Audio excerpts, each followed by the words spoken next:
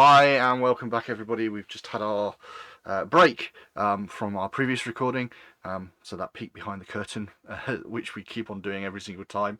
But yes, we just do 2 episodes in one go. It's way easier. So we have done, as we were saying in our little chat out of the thing, I was not going to do a shopping episode. That was not going to happen. And in my opinion, we didn't do one honest. We did a plot episode. We did a roleplay episode.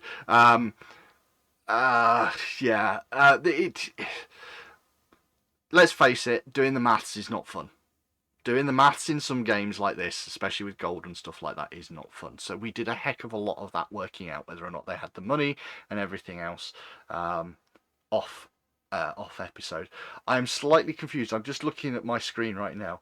JJ, what have you got above your head? It looks like Minnie Mouse ears or something. You suddenly are. You mean Yeah, that? Yeah, That is the Order of the Nail.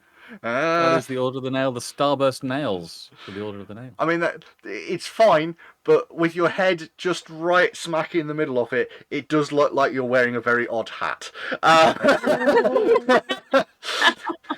Kind of putting cat camouflage. This is where I go, and for our other game that we play, there is, of course, the other option. I need to position myself just right first, so we don't lose the impact. That one. And now you got your head on fire. Yeah.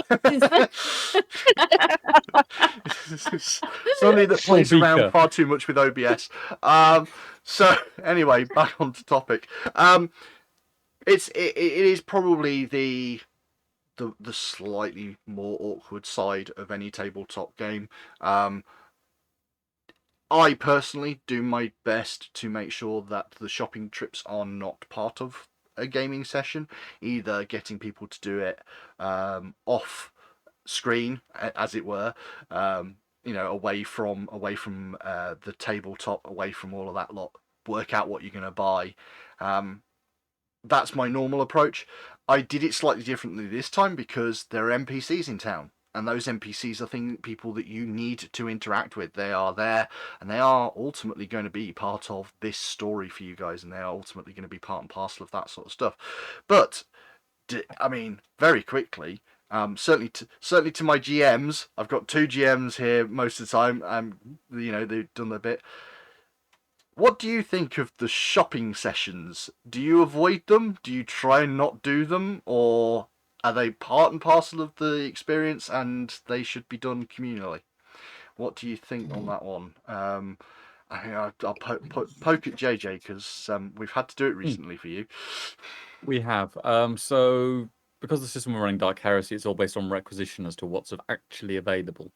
The full inventory is there to be asked for, and then you have a roll to see if it actually exists on that occasion for that character.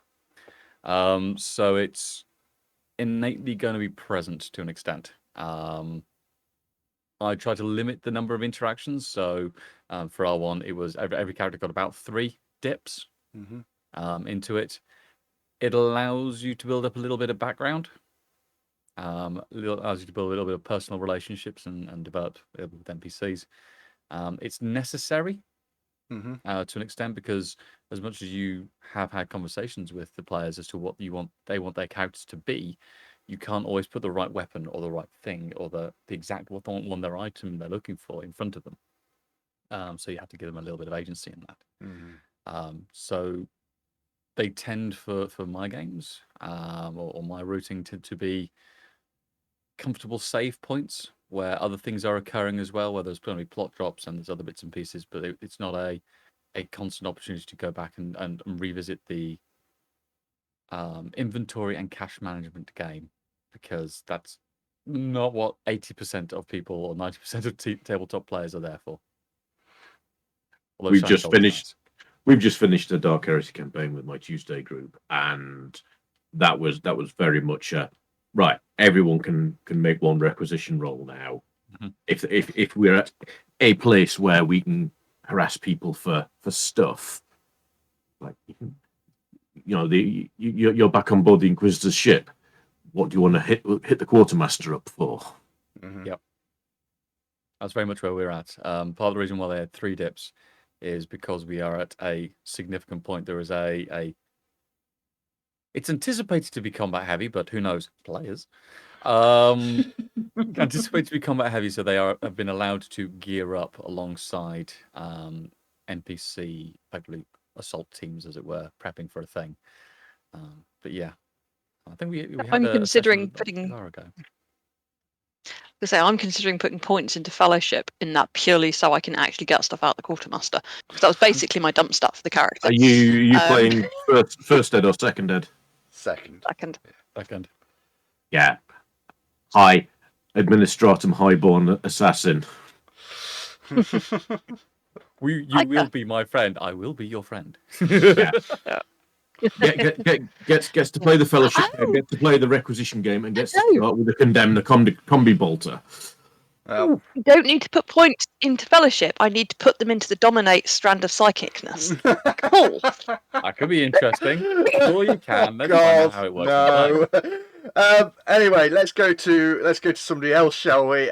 Becky, do you do the item management stuff? Are you interested in that in any way, shape, or form, or is it just one of those horrible things that you have to deal with?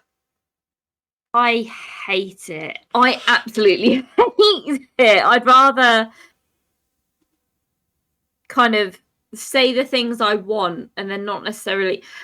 I like role play when it comes to tabletop. I hate the whole bartering thing and trying to work out and selling this and buying that. I really don't like it because I'm dyscalculic. So anything that involves the numbers, I just get myself all discombobulated. So for me, I'd rather avoid it. But I appreciate some people really enjoy it, and the whole rigmarole of it all. People with spreadsheets and things. I certainly am one of those people who, in terms of the role play side, as you were saying, of bartering and doing the rolls just to try and get a discount and everything else, which is absolutely what you should be doing. But I don't like it as a process. Generally speaking, I find it tends to be exclusionary rather than inclusion based. It tends to be one person goes out and does their thing, and then the next person goes out and does theirs. What my general feeling on that is, it can be done off screen. Even the rolls can be done off screen, technically. Between sessions, if you can, with your GM, just ping them a message, do some random rolls on a VTT, or with random dice rolling apps that you can all log into simultaneously and see the results, and you can do those sort of discount rolls anyway. I will, however, admit I fully 100% nerd out when it comes to kitting out vehicles or spaceships or things like that. There is something about doing that side of buying and selling, which again, it can still all be done without it being a session, but coming back saying, all right, okay, our new starship has this upgraded weapon system, and this is this, and this is that. I can nerd out on that, no problems. But yeah, I'm very much of the opinion that I like getting to the point, to the destination, rather than having to do the non-roleplay roleplay. The bits where you are in character and able to talk to an NPC or do a part of the adventure, fine. But the real world spreadsheet mathematics can stay out of my games. And we'll try and do that as much as possible for this. We'll try and keep that sort of stuff off camera, very much in the same way as we try and keep the healing off camera as much as we can, because you don't need to. We don't need to really show you the numbers. We just need to get you to the game. So that's what we'll be doing for the most part. And speaking of getting to the game, come the morning, come the wonderful morning, another night's rest in Atari, something you have. You spent 2 nights in the ruins, and you spent a night in the ruins and now 2 nights back at home. It really hasn't been long since you headed up to this place. You've done a heck of a lot over the course of just 4 days, and we now enter into the 5th day, and you all head your way back up, or in Inver's case, for the first time, head your way over to the Gauntlight Ruins, and what everybody can now see, because I've just flipped the map on, didn't need it last episode, needing it this time. You are back at the Gauntlight. You are in one of the central chambers of the main building. You've headed to where a set of stairs headed down, which you have not traversed down so far. This is the first time that you've seen these. But is this where you want to be? Is this where you want to head down? And that is the question I am going to give all of you to think about as I let you slip yourselves back into your icy brains, into your in-character mentality. As you stand in this chamber knowing that there is a set of stairs heading down just next to you. But there's other places to explore.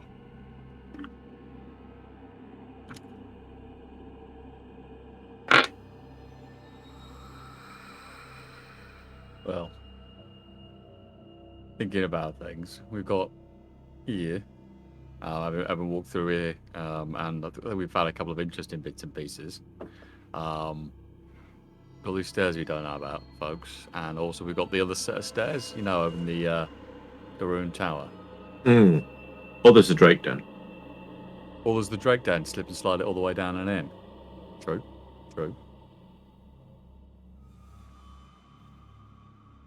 You could have mentioned that before we left town when you were going off to buy climbing ropes. Oh, to be honest, I hadn't thought about going down that route.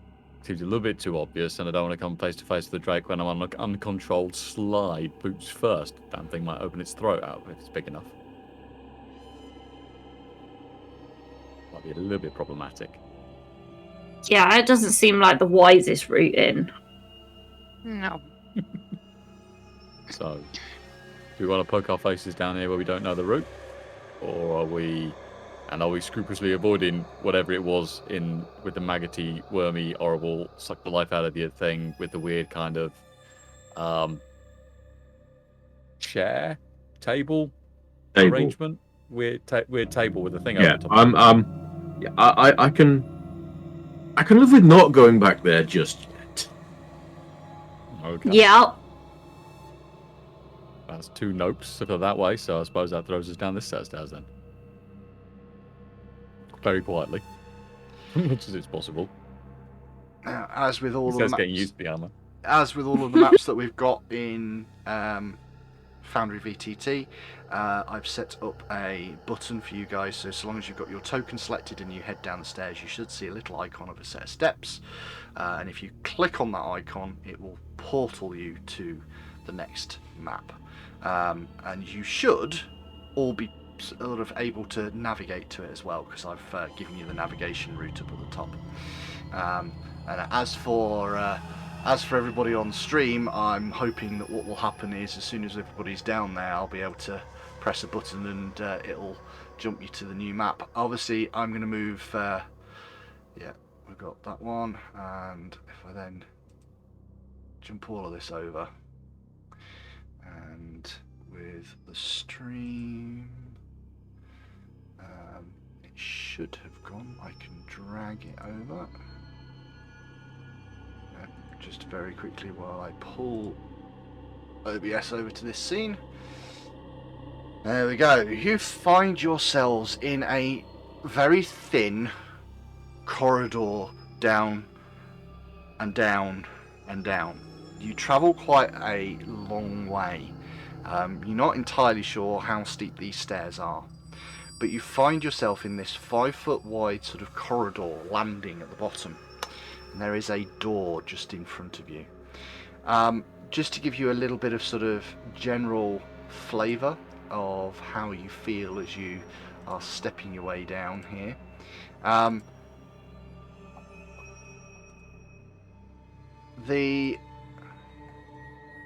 This area, it feels oppressive.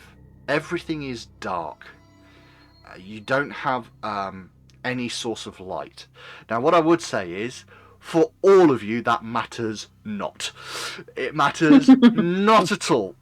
Because if you haven't got dark vision, which I believe 3 of you have got normal dark vision, Inva's got even better dark vision and can see everything in bright colour. So just as a note for the stream, this is going to look bright as day. It's going to look wonderfully bright, and the reason why is because it uses the best vision out of the entire group, which is Inva's dark vision that can see in full colour. So you guys are not going to see the fact that for most of the people here, 3 of them certainly, if they click on their own tokens, it goes black and white. Because it's dark. It's dark, okay? Now, in addition to that, as you get down to the bottom of these steps, the ceiling here is about 8 foot above you. For you, you're fine. For not 8 foot above you. Sorry, it's 8 foot floor to ceiling. So for the most part, you're fine. Nobody's much bigger than that. As you get down to this door, you realise that the door is made of very old, sturdy wood, and unfortunately, it's also damp down here. So the wood has swollen into the door frame. It's not great. You can push open the doors. They don't feel like they're wedged in, but you're going to have to put your shoulder to them to get them to move. If you want to try and shove them open, that is an option, okay, to speed up the process. But for most of you, it's going to be a real sort of push on this to get it through. And as I said, it's dark, honest. But everything else is, so there's that slight damp feeling. The doors are swollen into the woodwork, and yeah, most of you don't care the fact that it's pitch black. If any of you, I think the only person that cares is the badger. Ulrin can see nothing. Badgers could see in the dark. Badgers have low light vision. Oh. Can I sense anything, spirit or haunt wise, the other side of that door? You on that side of the is it on that side of the door specifically, or is it within 30 foot of you? It's a 30-foot emanation. Okay. So you do not sense anything around you of a spiritual or similar nature. Okay. He says, frantically looking at every single note in every single room. And do I detect magic? Do you detect magic within 30 foot of you? Not including what's on us. Including what you are already carrying.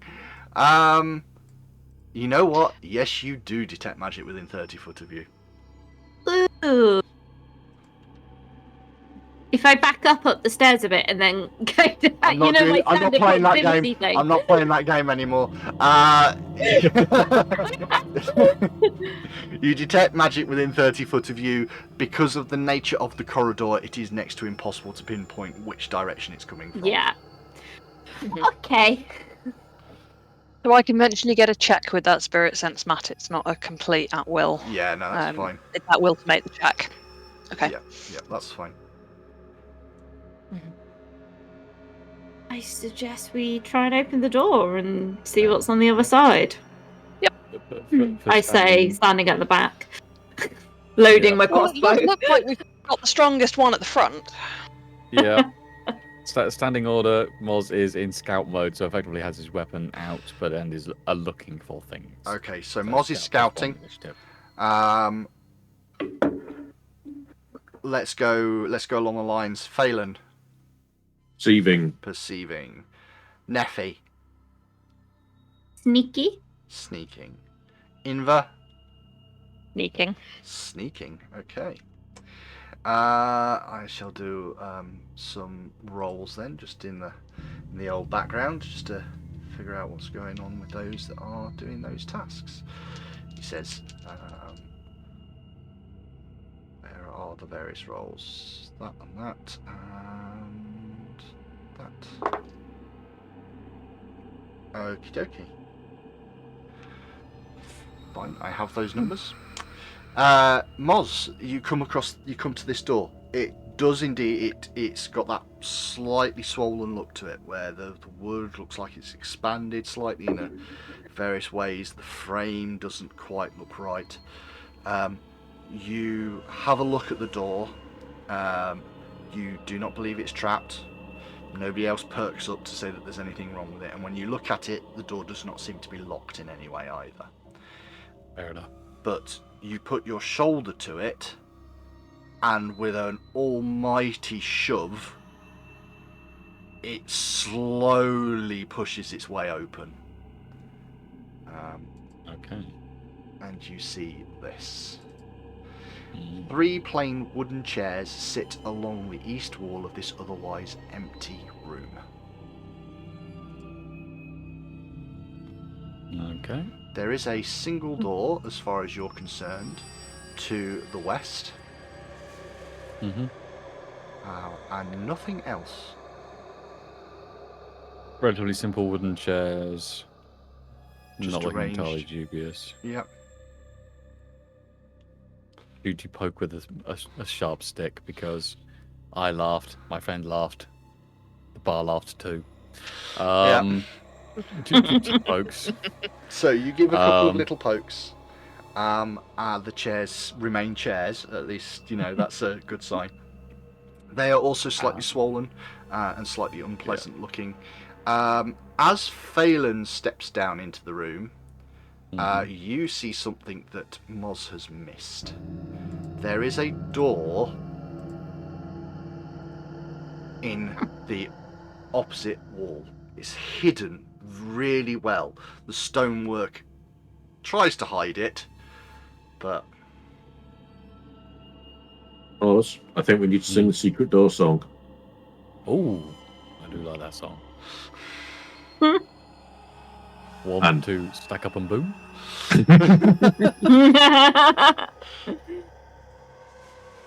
And Moz will give everyone a couple of beats to get ready.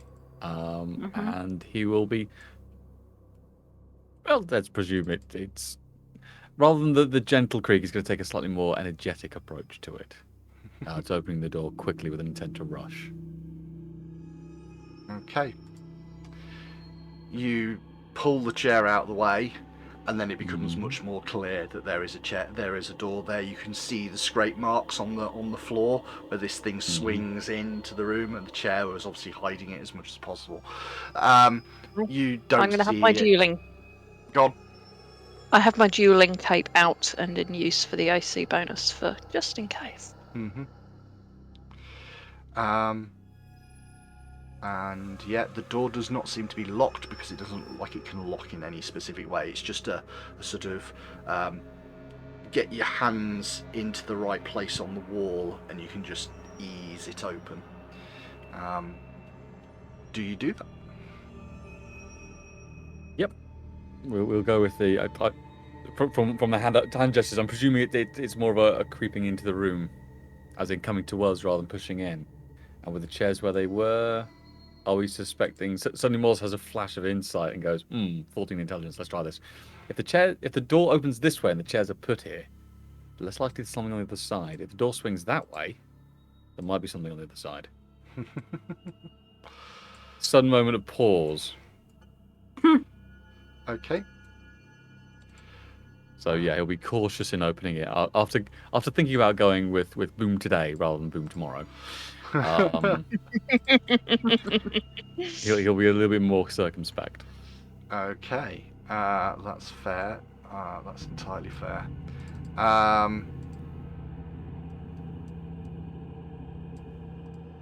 Okay.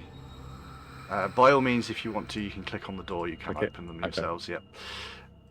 Really? Look. This long 10-foot wide hallway has a vaulted ceiling arching to a dozen feet high. 3 broken metal brackets hang from the ceiling, one to the south, one to the north, and one in the middle. Although what the frames once held is unclear. The floor is strewn with pieces of rotten wood and twisted metal. To the north, pale green light shimmers around a closed door's frame. Okay, light up and to the left. Seeing the corridors up on the way, and a corner to his immediate right. He's gonna have a brief poke his head around the corner, basically go up to it and just one eye around the frame of the wall, just to have a look. See, okay, it's a door. Yeah. Okay. Just wave everyone back in. Oh, wave everyone out. Looks like a corridor. Something weird and funky going on at the top end there. And it'll just point up the way. Lots of doors. Lots of space to clear out.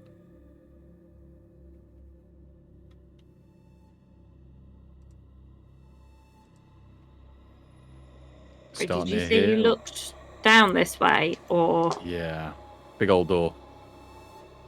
And he's relatively quiet as he's speaking. Mhm. Not in stealth, but it's that kind of... Yeah, you're trying to be quiet. You're not trying to I'm give away. listening in at the door? Okay, is that a swap from stealthing?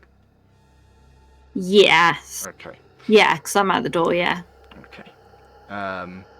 So you're actively trying to listen.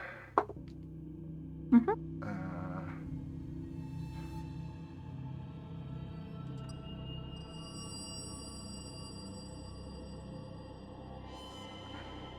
You do hear something coming from the other side of that door. It sounds like potentially a number of creatures. You're not sure how many. Your ability to pick up on that detail is not there.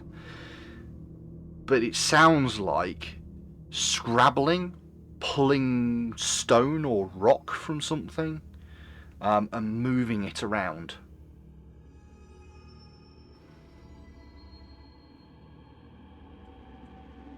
I kind of whisper that back to the people behind me, so that they know that there's something behind this door. More of those... No, I was going to say nephrits. Some of the Niflets. critters upstairs. Niflets. Niflets. Oh, it could be. Fingers, niflets. He said most of his clan was wiped out, or most of his tribe was wiped out. Hmm. But how solid are we on that information? We trust him so much. If I touch the door handle, does it feel like the door's locked? Nope. Worth checking the other doors, see if there's any other noise going on. If we pop Ye- this and it's suddenly very vocal, you don't necessarily want to get rushed straight out of the gate. Yeah. So hold fire on that door. Yeah. Okay. Are you moving back to being stealthy, or are you still going to perceive? I'll carry on perceiving for now. Okay. Is Inva changing at all? Is anybody changing at all?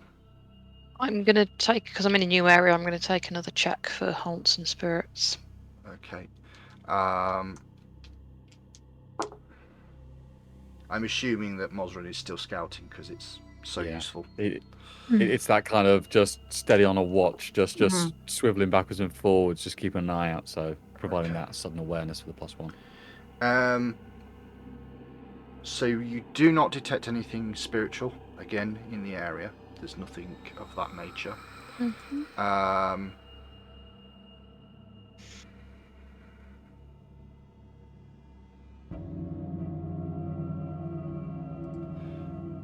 In That terms green light. of Go ahead, sorry. listening at this door, and in fact where Phelan is, you can, Phelan, hear something in that room, and you realise that because you can hear it coming from both doors, that must be a linked set of doors, goes into one chamber, and it sounds like a couple of creatures talking to each other and then hammering, building something.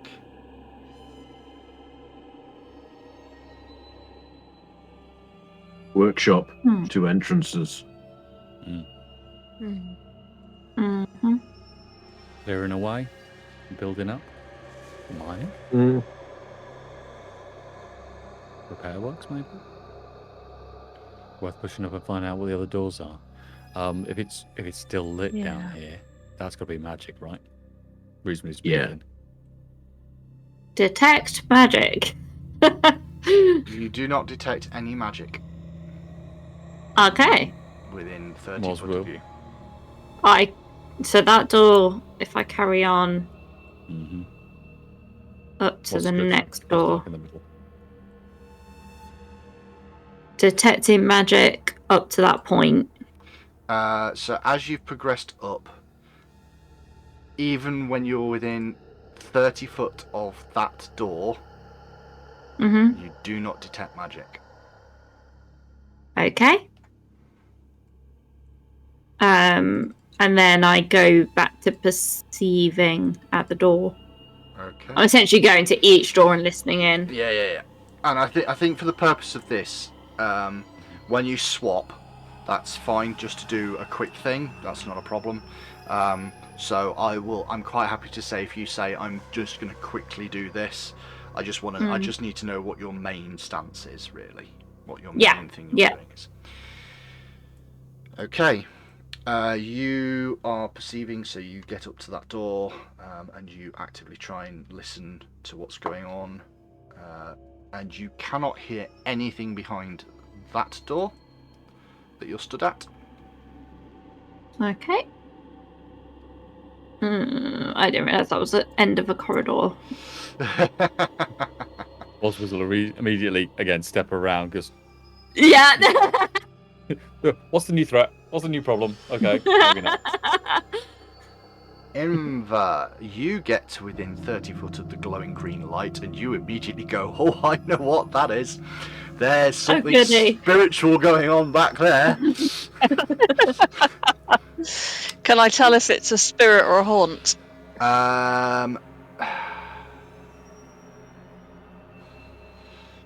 It's closer to a haunt. You would say it's a residue of something is left behind in there.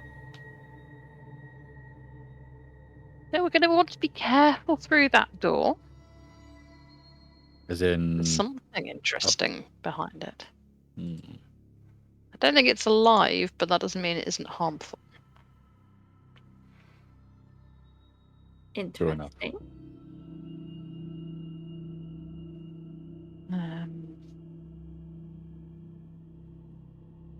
I listen in at the door I'm next to. I don't think I've done that one yet.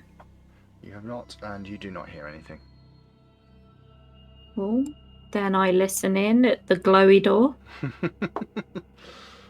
You do not hear anything. Okay. At the big door? Nope. It's silent. Mm-hmm. That's probably just because I'm getting terrible rolls, probably. And again, you cannot hear anything on the other side of that door. Just for the sake of simplicity, Phelan, as you're following up behind, just using your passive skills that you know, the stuff rather than actively stopping at each door. You're pretty certain Neffy's right. You cannot hear anything moving around behind the door specifically. That said, you're aware of the fact that they are big wooden doors that are swollen into their frames. It's going to be quite hard to hear things behind these doors anyway. Yes, they're going to be good insulators. Mm-hmm. And if there happens to be, say, more than one door between you and a creature, you're not going to be able to hear it through. It's just going to be absorbed. Mm-hmm. Do I know anything useful that would help me identify what's going on with this glowy green door at this point? Realistically, at this point, with the sense that you have, your spiritual senses that allow you to sort of do these checks, that sort of feeling that you get tells you enough to say there is something there, but you're fairly happy in your knowledge of yourself and everything else until you've really laid eyes on it, until you've actively seen the thing. It's really difficult to work out what it is. Okay. Thinking on our sense of geography, we know we're getting towards the other areas where we've been previously. We want empty rooms, live person rooms, or haunt spirit weird rooms? What do we want to do first? Good question. Start this end and work our way down, or start the other end where we know the exit? Isn't that glowy room likely Not to have be to fight under our the way back to chapel? the exit. Yeah. Yeah, it is. I like the point where we start by the exit and work our way out, so we don't have to fight our way back to it. Mm. Right, So So what? starting down the Workshop? other end. Yeah, workshop end, or what we hypothesize is the workshop. we're going to call the workshop until we know otherwise. Mm. Workshop or dirt scrabblers? Who's first? I think the workshop's got smaller doors leading into it, so it's probably going to be a smaller room. Though this is based on an expertise of absolutely nothing. I switch back to stealthing. But mind I you, never swapped. we have 2 doors. We do. So what do you reckon? Both at once? Or one, How do you? assess, and call it. Yeah? Ambush. Basically. If we go for 2, because we're not necessarily going to have a huge amount of time after we've opened a door and had a look. Yeah. Who's going which way? I'm noisy on first door. Fair. It's accurate. Yeah. Failing an eye up. Split failing an eye up because we can heal, which puts Neffy Yeah. on the other door. Mm-hmm. Yeah. Okay. Puts more numbers behind them as well. Counting on little Ulrich. Which way do you want to go, Phelan? Which card do you love the most? There's a problem. There's something about choosing a door, isn't there? Yeah. I'll go the door that Moz isn't going. So the one with me. Mm-hmm. Okay. If all goes, yeah. Then I'll stick with this door. Oh, sorry, I'm in the wrong place then. Oh, I need to be up there. I'll swap round. There we go. Everyone stacks up and moves. Moz takes a moment to prep himself. He'll assess the door and presume this is also still swollen closed. It is. So you're fairly certain with a decent athletics check you could slam into the door and probably pop it open in a single action. But if you just try and push it, it's going to take 2.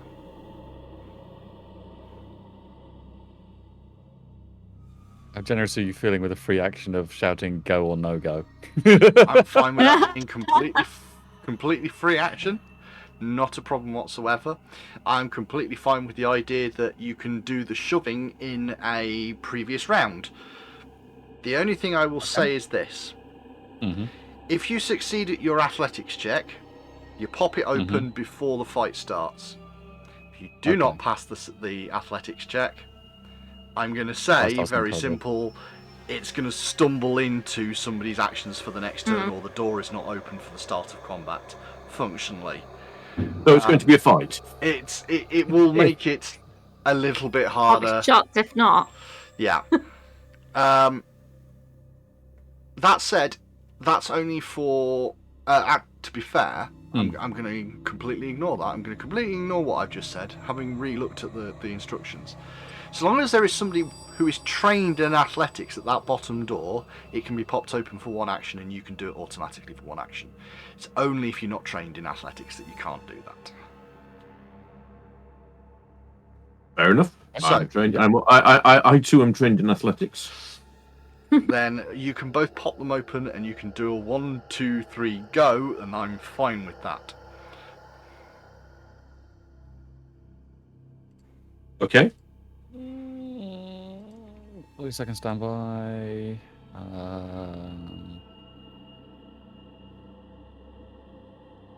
Not this time around. Mosron will just briefly raise a hand in pause to Inda at the whisper there, and just give everyone else a count in of just like 3, 2, and pop the door on the 1. Okay. Click. I would like, please, everybody to roll initiative. Based on what you're using, what you're doing at the time, I need an initiative check because there's something going on in here. This long room smells of rust and grime. Stacks of splintered furniture, pieces of weapons and armour, frayed coils of rope, jagged shards of metal, and other bits of trash lie in heaps along the walls of the room. A cold, unlit forge sits in an alcove to the west. To the north, several heavy timbers are wedged up against a door to keep it shut. But on top of that, tucked away, currently slightly out of sight, but you can hear them because there's a sudden noise, are two creatures. You can hear two distinct creatures. And when you get to the point where you can see these things, I will show you what they look like. But for the start, for the time being, we need some initiatives, and I would very, very, very much appreciate it if I could get... Let's go with Inver first. 16, please. Sorry, say that again. You cut out right at the beginning. Is that 15? 16, 1 6. 16. Did you add the extra one for the scouting? 17.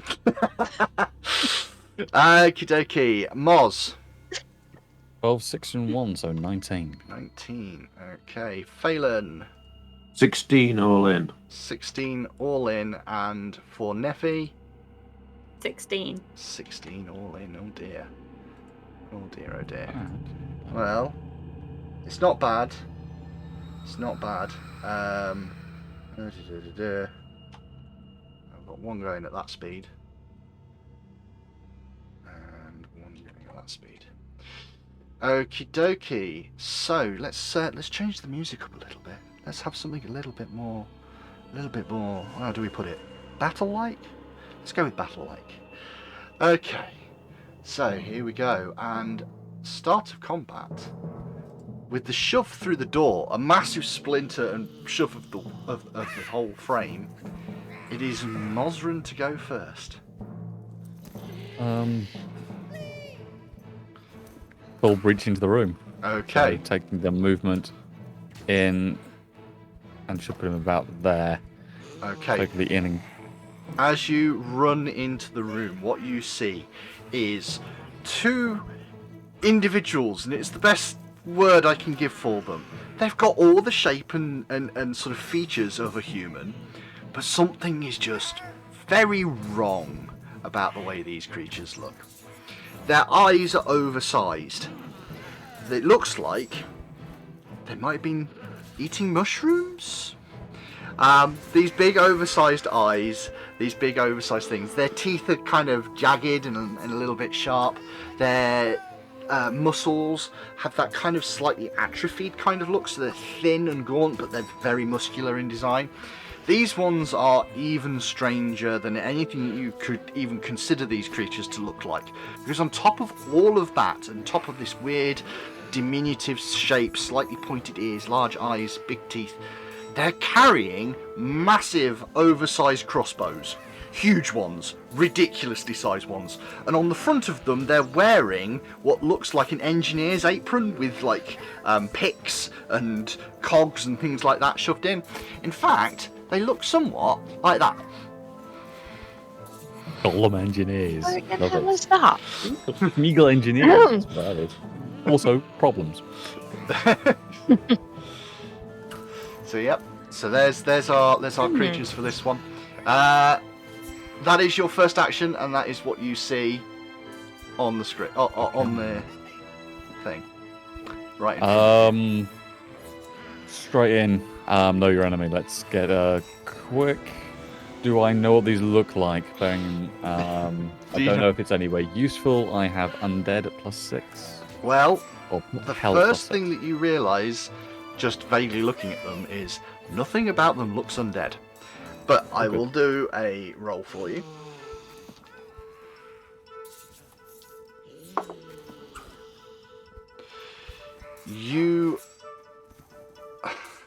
You believe these must be some sort of cavern goblins. even though they're full size, they're like quite large. You vaguely think that these might be something called cavern goblins. They're not. They're kind of weak to light-based skills, fires, things like that. Are they looking more startled or more hostile? They're looking a little startled at the moment. I will press the advantage and lean into an intimidation and bellow at them to stand still. Okie dokie. Make an intimidation check. Okay, 13 plus 6 for 19. It kind of looks at you, gets hold of this weird thing that it's got in its hands, and just slowly goes. In the bellowing of stand still, so 1, 2, and 3. It'll be you two stand still. Oh, and that'll be. Can I hear the crossbow winding up from where I am? Yes, you can. It is, however, the other one that stood next to Moz. It will drop the big thing that's its colony, so it didn't start. But then it pulls what looks like a wrench from inside its thing, and just sort of goes, pong. Now, I'll admit, drawing a weapon provokes an attack of opportunity. It does indeed. And with a +1 striking rune, this is going to be for all those watching at home who've been tracking his ability to hit things in the face. It's going to be a +11, so this hopefully will work. 13 plus 11. Can I take a 24, please, boss? You can. That is a hit. Okay. Hang on. Pause. Okay, we are back with a little camera refresh. So you're on to damage now, I believe. We are indeed. 1d10 plus strength plus any enchantment, so it's 1d10 plus 4. 1 or a 7, that's a 1. 1 plus 4 for 5, please, Bob. 5 points damage. Okay, it doesn't look overly injured by that. Doesn't seem to be too bothered. Fair enough. Start.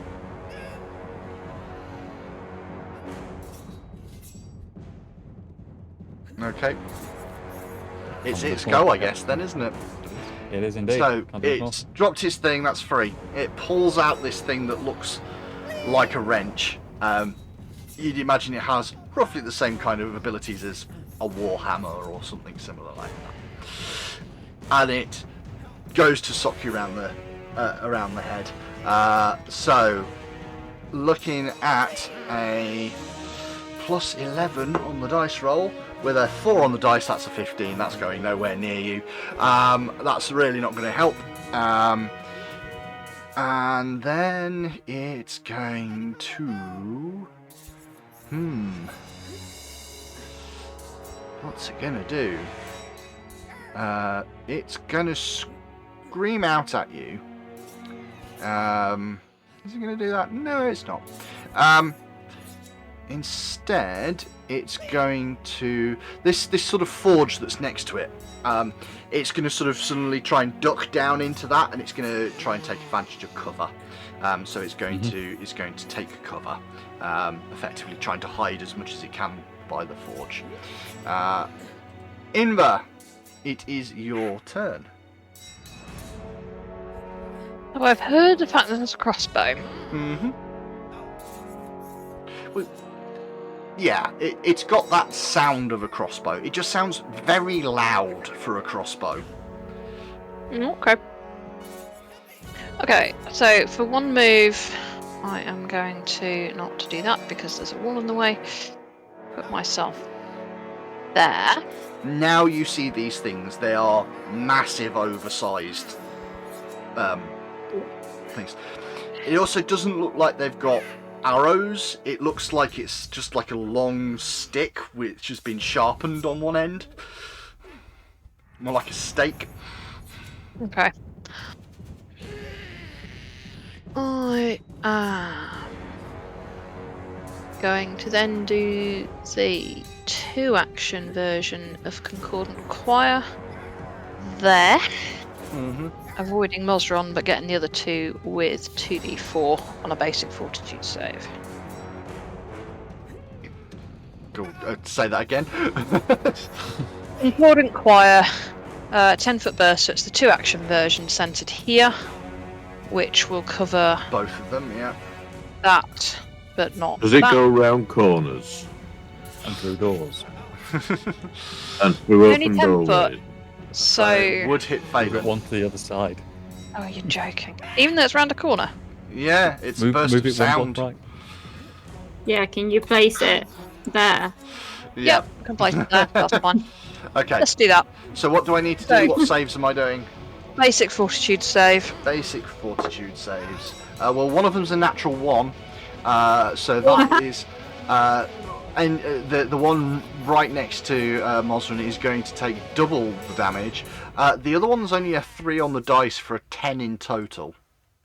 Both of which fail. So I rolled 5. So the crit fail gets 10, and the other one gets 5 sonic damage. Okay, this burst of sound hits both of them. One of them that's trying to sort of hide itself behind the forge, this ringing starts in its head, and as its ringing starts, it throws its head around and just slams it into the side of the forge, extra blood pouring out of it. The other one sort of just shrieks slightly as it continues to ratchet this huge crossbow that it's got in its hands. Phelan, it is your turn. Okay. Well, wander into the room, see what's going on. You See lad over there cranking his crossbow.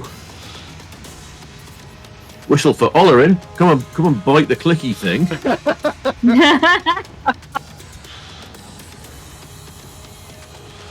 Okay, runs up to there. Not that one. But, yeah. It's alright.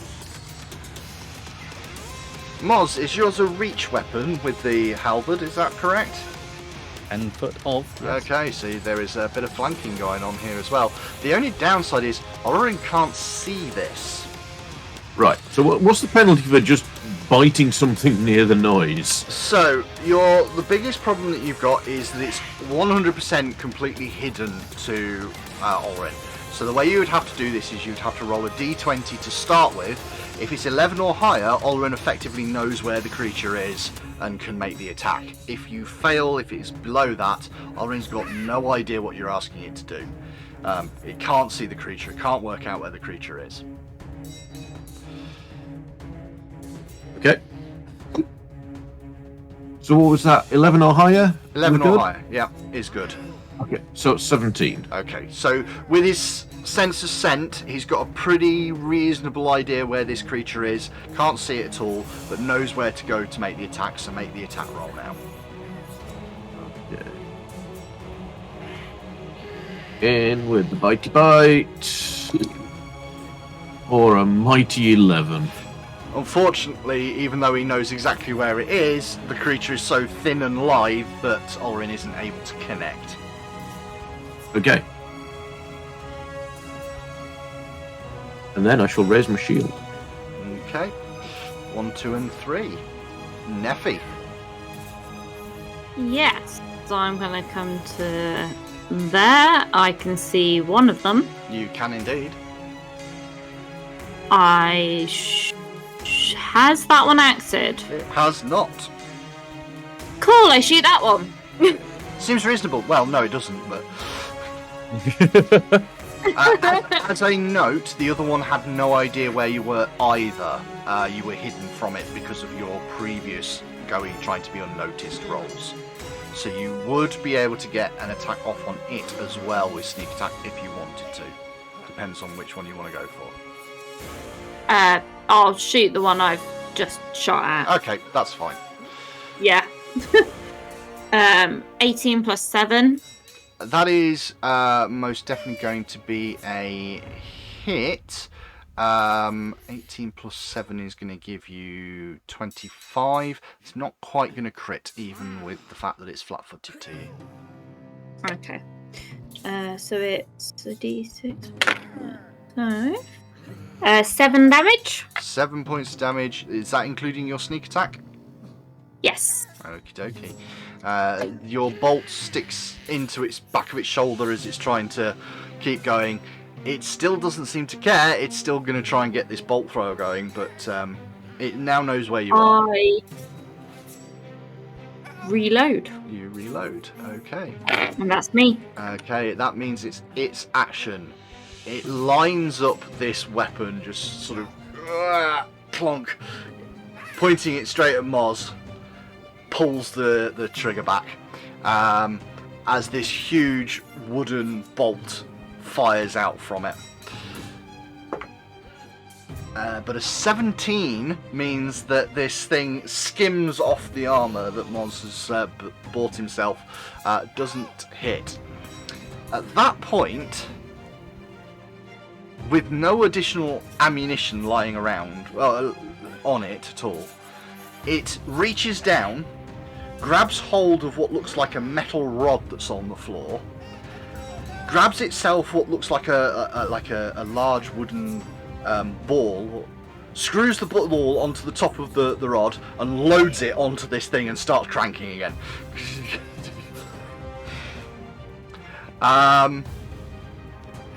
And yeah, it's gonna fire again at you with this new weapon, this new piece of ammunition. I am most perturbed. I'll get that dice back later.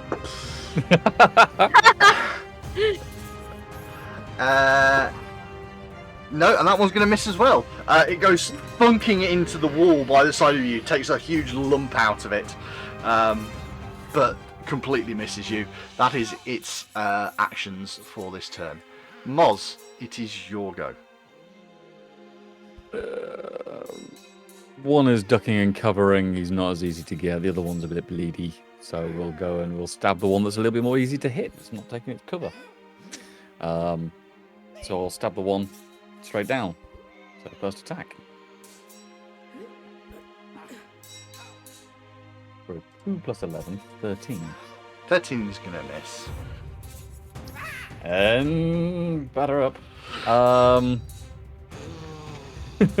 You've heard it here, folks. You make a control attack for looking at an item. Okay, we're going to go for an exacting strike on the second one. This is an attempt to preserve map. Mm-hmm. So that's what I'm again. 3 plus 7 for 13. Is a miss. Which means you don't, your third attack's only at a standard penalty. Yep, it's only a -5. Come on. That's better.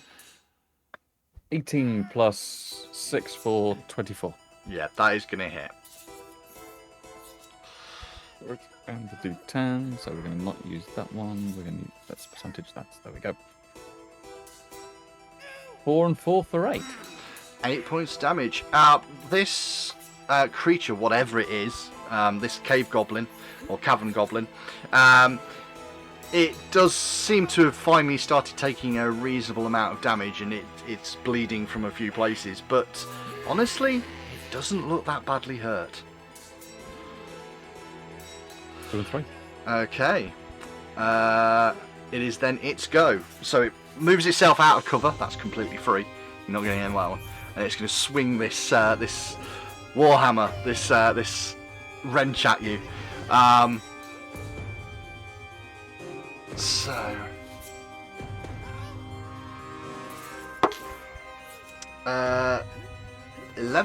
12 plus 11 for a 23.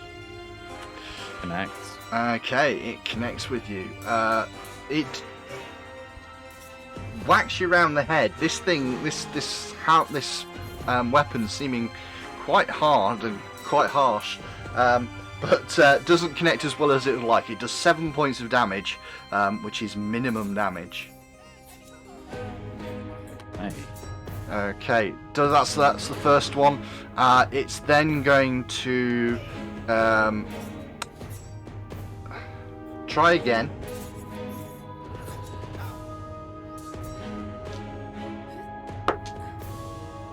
But with a 6 on the dice plus 6, 12, that's going to miss. Its final action is, as this other creature is winding up this crossbow, it scrambles into the same space and climbs up on its shoulders and stands on top of the other creature. It needs dissuading from doing that. We were attempting to dissuade it. You can't. That's a 5-foot step, and it's still within your range. So unfortunately, it hasn't left, and therefore you can't take an attack of opportunity on it. Leaves a square during a move action. It's a 5-foot step. It's doing a step, not a stride. Step action.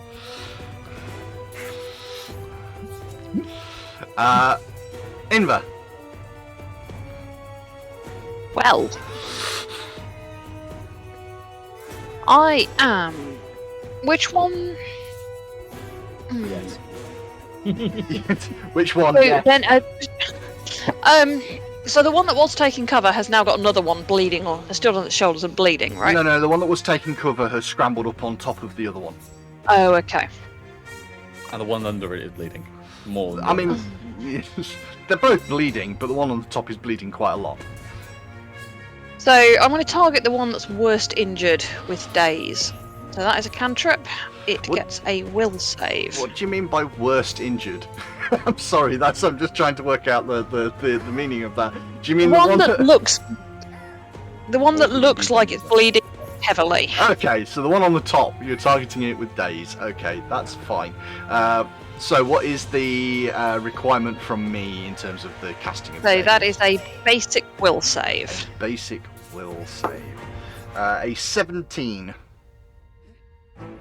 Oh, which I think equals my Is- spellcasting. That would mean I succeed. Yes, it is indeed equal to. So I succeed at that, I'm afraid.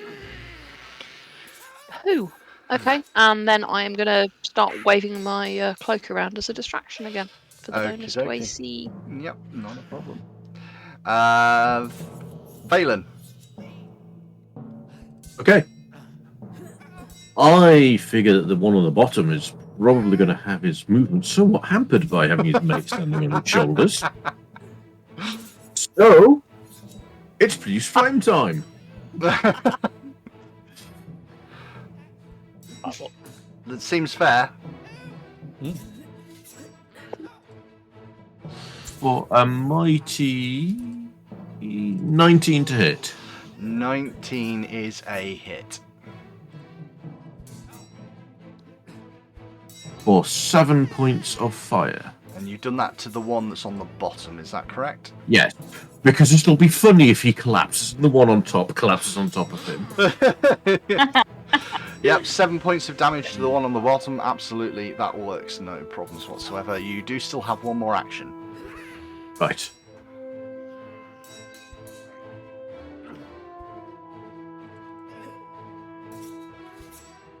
I think we shall request that the badger makes with the bitey again, Okie as dokie. the target was briefly lit up, literally. As much as I love the idea of that, unfortunately, he's still going to have to roll the checks, I'm afraid. So, Yes. Yep, that's fine. So for the first attack, make that firstly that flat check. Okay, that misses. Okay, and then again a flat check for the second attack. That he's figured out where it is. Okay, so it will be technically the second attack for the turn, so he does still take the negative. He's still one layer down. So yeah. So yeah, he's going to be a +1 to hit on this Yeah, one. indeed. No, carry on. So the badger, unfortunately, is really, even with two of them in the same space, they're now just a jumbled mess of these things, and he's finding very difficult. Neffy. I shoot at the one at the bottom, Okay. but I don't get sneak for that, do I? You don't. 24. 24 is going to be a hit. For 4 damage. Okay. I reload and shoot him again. Mm-hmm.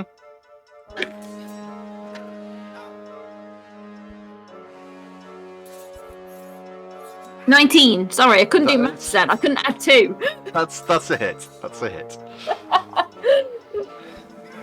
What happens when it's this late? 5.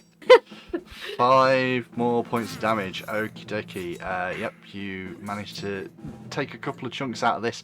Fortunately, it is its turn.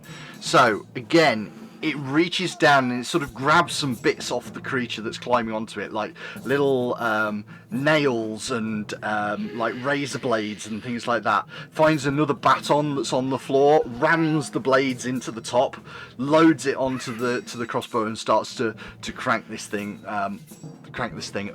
And then we'll take a shot at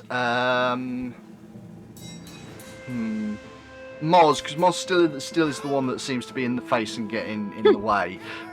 He might regret his choice at some point, but 14 plus 10 for a 24. Solid connect. Okay, so this thing connects with you. It's going to do piercing damage, not that you care too much because of all the razor blades and things like that on the front of it.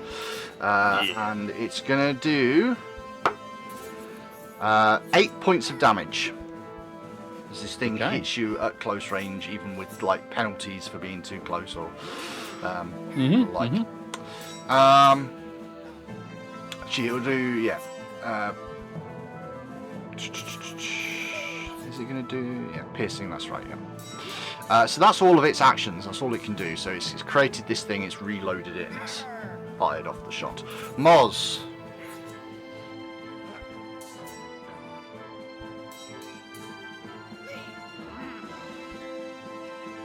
We're going to go with the Jenga option. Continue and press with the Jenga option, and I'm going to make a swing at the lower one too. Okay. So start from the top. 5 plus 11 for 16. That is a hit because Olrin's there. Even though Olrin is not able to really see it, it is technically still offering flanking. He's being problematic. We're into this. This is good. He just problematic very well. Ooh, 6 plus 4 for 10, please, boss. 10 points of damage to the bottom one. It's still standing, but it really does not look well. And I will go for a brutish shove as my second attack on that Okay. lower one. So throwing my weight behind the attack, I hit the opponent hard enough to make it stumble. Mm-hmm. There we go, let's roll a dice and see what comes back at us. That's a nat 20. Oh! Plus 5. Yeah. Plus 6, sorry. Plus 6. So that is going to be a critical hit. Woo! So that is... Virtue of the my 20, weight. but yeah, critical hit. Okay, so that would be d10 plus 4, and then doubled or double the dice? Or D10 plus 4 and double the whole lot. 7 plus 4 for 11, making it 22. That one is cut down. It is completely gone. There is nothing left of the left of it. In obviously so doing, the one that's on top drops to the floor, lands with its wrenching its hand, looking straight at you. You still have one more action. I do. As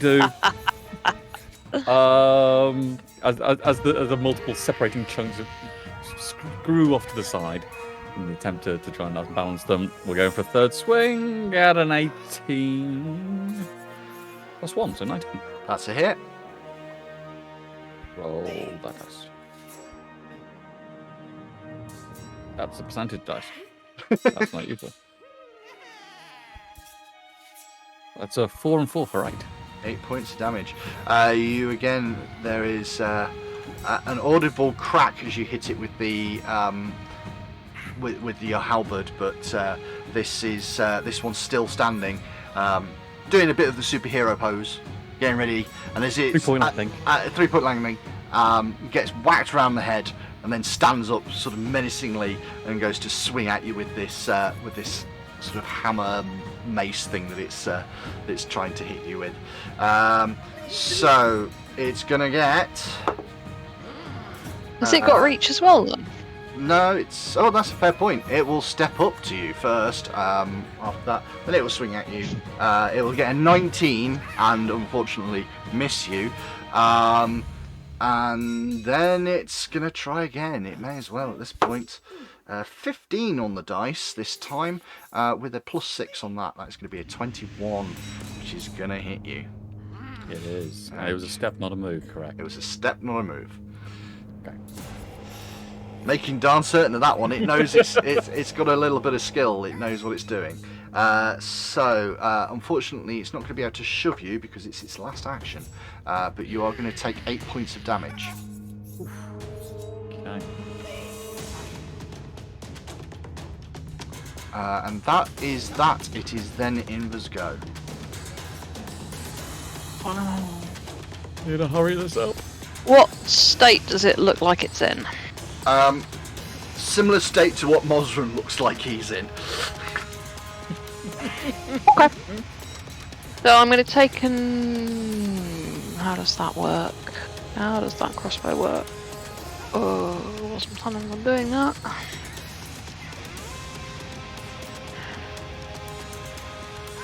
I'm just checking how long it takes it to load. Crossbows normally take 1 action to load. So you would have to draw it for 1 action. You would then have to load it. Yeah, screw that. For 1 action and then fire. Screw that. So I'm going to move. I know how far it is. I can count the squares. Move to there. Yep. And then chill touch. So I'm going to reach out. Okie dokie. Pale grey comes out to envelop the creature. It gets a... what is it? It's a living creature. It gets a fortitude save. It does indeed. Not its best stat, I have to say. And with a 13, I'm pretty sure I fail. You did, but you didn't critical fail. I did not. So it will take 7 points of damage, please. 7 points of damage. It is still standing, but that was a good old whack of what it had left. Okay. That's negative damage if that makes a difference to it. It will not in this occasion. I am now stuck there, but hey. Phelan, it is your turn. Right. Fire worked reasonably well last time. Reduced flame Into this. for a massive 27 to hit. How That did it isn't- flank? Then, well, you can't really flank with ranged spells, so but that is still a hit.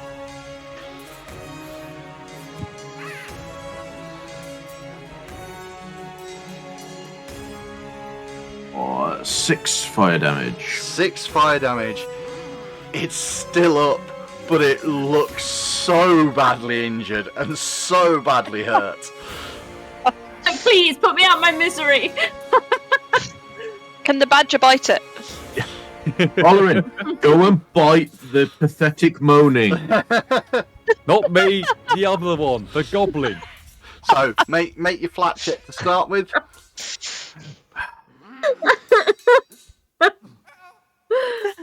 No, Moz is not. Olarin can't make up his mind which pathetic moaning.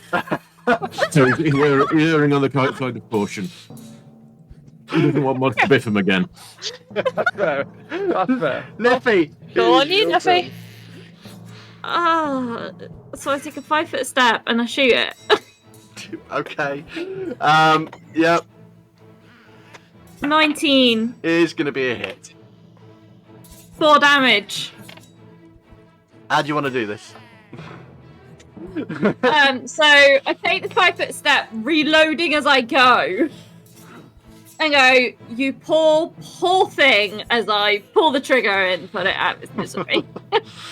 This thing drops down dead. The whole chamber goes quiet.